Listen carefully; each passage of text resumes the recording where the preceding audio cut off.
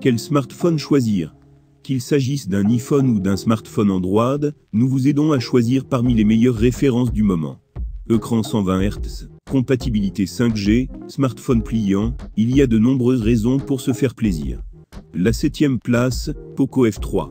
Le Xiaomi Poco F3 est réservé aux utilisateurs à la recherche d'un smartphone équipé d'un superbe écran, avec des performances très solides et une bonne autonomie, tout ça sous la barre des 300 €. Les amateurs de photos resteront en revanche sur leur faim.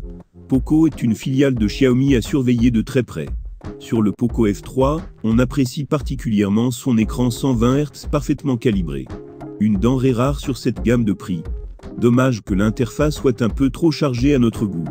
La 6e place, OnePlus Nord 2.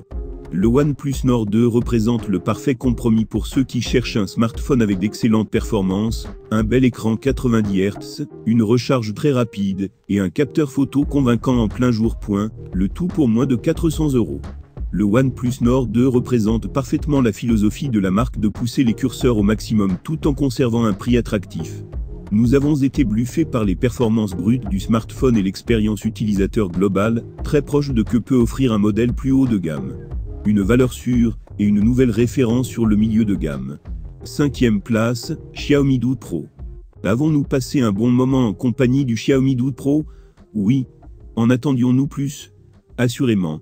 Le nouveau haut de gamme de Xiaomi ne manque pas de qualité, mais passe parfois à côté de son sujet, soit en accusant de regrettables oublis, soit en étant moins compétitif que ses plus féroces concurrents.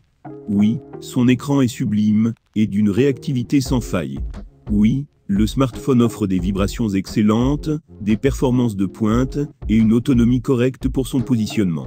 Malgré tout, il n'est pas encore tout à fait au point du côté de la photographie et rate la marche de la durabilité. Aucune certification d'étanchéité n'est au programme, et le constructeur ne promet que 4 années de mise à jour contre 5 chez Google ou Samsung. La 4e place, OnePlus 9 Pro. Le OnePlus 9 Pro s'adresse tout particulièrement aux personnes recherchant un smartphone puissant qui répond au doigt et à l'œil, quels que soient les usages. Ce OnePlus 9 Pro marque un cap dans l'évolution des smartphones haut de gamme de l'entreprise.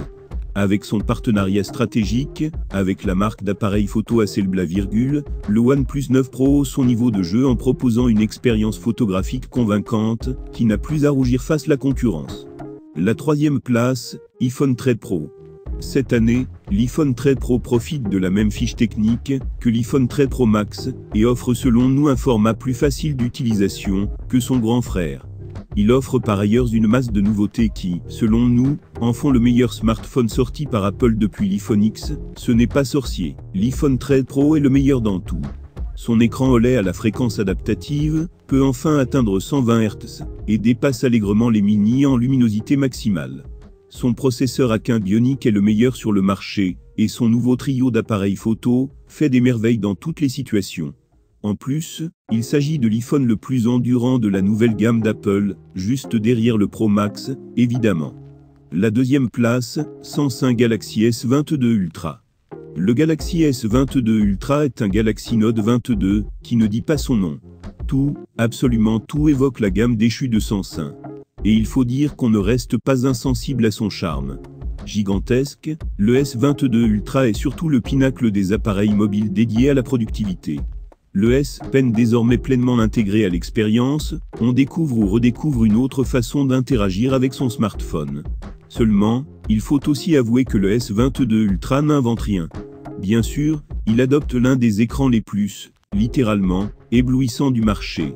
Mais son processeur reste parfois instable en jeu, et l'expérience photo, aussi excellente soit-elle, n'apporte pas grand-chose par rapport au Galaxy S21 Ultra de l'an dernier.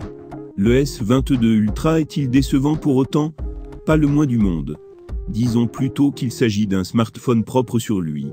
Un peu premier de la classe, tiré à 4 épingles.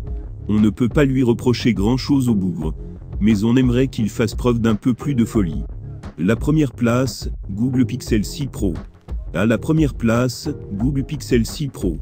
Année particulière pour Google. Après une incursion réussie sur le milieu de gamme avec son Pixel 5, il livre en l'objet du Pixel 6 Pro une formidable entrée sur le segment premium. À l'aise dans tous les domaines, on ne lui reprochera que son design un peu triste seul, le coloris noir et gris est proposé en France. Le Pixel 6 Pro se distingue de la concurrence sur plusieurs points. Mais les plus importants concernent son processeur et sa configuration photo.